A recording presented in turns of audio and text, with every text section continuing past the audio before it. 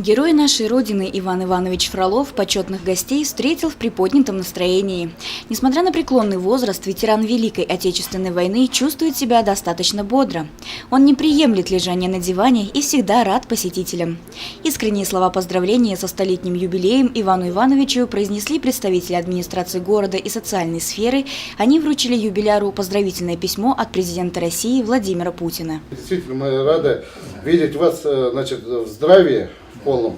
Действительно, вы являетесь гордостью нашего города Сибая. Разрешите еще раз вас поздравить с таким замечательным юбилеем, столетием. Пожелать вам счастья, здоровья, энергии, чтобы всегда вы радовались жизни,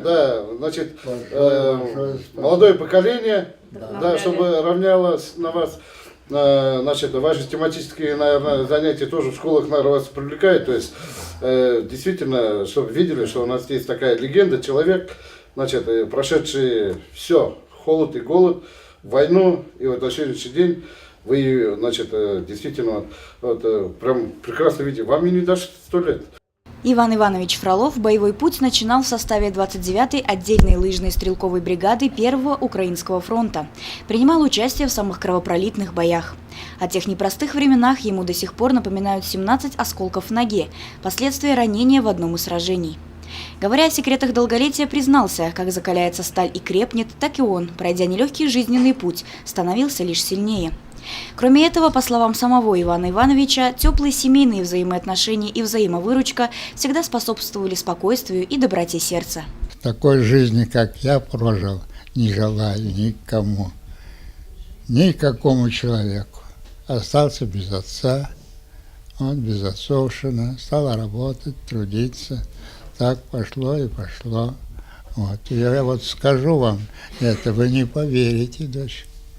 33-й год голодный был, я траву ел, дети поддерживают меня, ребята приехали с Ижевска, дочь приехала, товарищи, кто знает, поддерживают, чувствую, и все.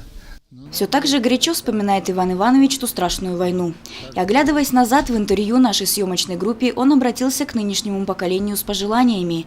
Нужно жить в мире и согласии всем людям, независимо от расовой принадлежности, чтобы не повторять ошибки прошлого и ни в коем случае не допустить подобного в будущем. Закон был у нас такой. Сам погибай, но товарища выручай. Не выручишь, и тебя выручать не будут. Так ведь? Так и это, что вы пожелаете, живите дружнее, не завися на нации что-то, так ты такой, не было в то время, все единый, один кулак, поэтому мы и победили ведь. Идут года, все дальше от нас те страшные и кровопролитные дни. Но несмотря на это, мы ни на миг не забываем тех, благодаря которым был возвращен мир нашей Родине. На сегодняшний день Иван Иванович Фролов, отметивший свой столетний юбилей, единственный из участников Великой Отечественной войны, проживающий в нашем городе, которому довелось пройти войну от начала и до конца. Евдокия Титаренко, Алик Кадыров, Гульгина Раскильдина, телекомпания СТВ.